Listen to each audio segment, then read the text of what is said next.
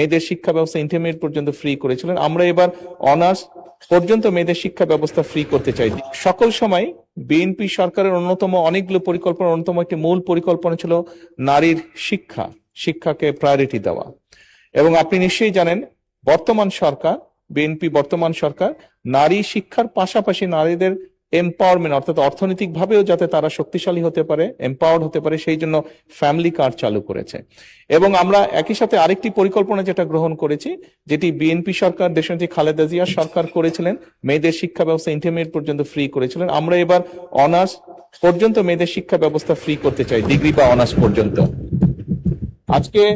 আজকে আমাদের সাথে গ্যালারিতে অনেক নারী শিক্ষার্থী উপস্থিত আছে, তারাও সরাসরি এই সংসদ অধিবেশনটি দেখছে।